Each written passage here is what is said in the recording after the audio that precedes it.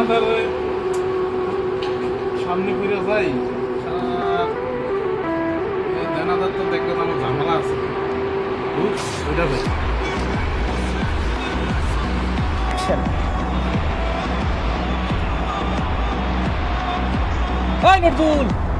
ওই নতুন ধরা কি রে আমার বাট পার তোর কাছে টিয়া বন্ধ কর আয় দাঁড়া দেখে লাগলো তো না দেখা গেল তো একটা ঝামেলা। যাই যাই ওনাকে কথা বলি যাই।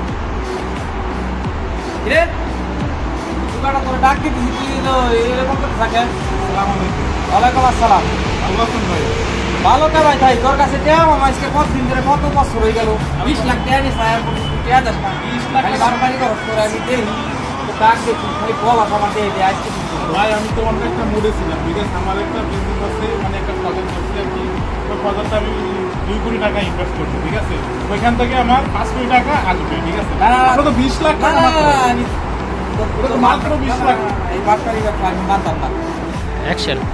এই চল তোরা আজকে সারা সারি নাই ঠিক আছে আরে বলা ছাড় বড়া। না, না, আমি জানো সাবিকে, আমি কে জানো? সারা সারি নাই আমার কুড়ি কোটির ব্যবসা, এই 20টা সামান্য 20 লাখ টাকা লাগে নি। বাটপারি চলতো না তুই দে আমার আজকে আমি তো বাটপালি করি না রে ভাই, আমি একটা তাহলে আমার দে বল একটা প্রজেক্ট নিয়ে অনেক ব্যস্ত আছি, বিজি আছি, ঠিক আছে।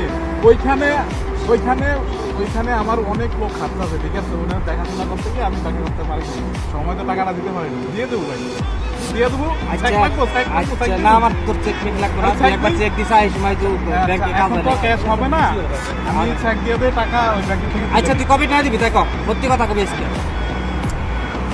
আচ্ছা আমাকে নিও, আমাকে কাল কটার দিন হ্যাঁ তাই কবে কালকে তুই ছয় দিবি তাই কম আচ্ছা তুমি আমার অফিসে যাও, ঠিক আছে। অফিসে যাও, অফিসে যাও আর টাকা নিয়ে ক্যাশ নিয়ে যাও, ঠিক আছে।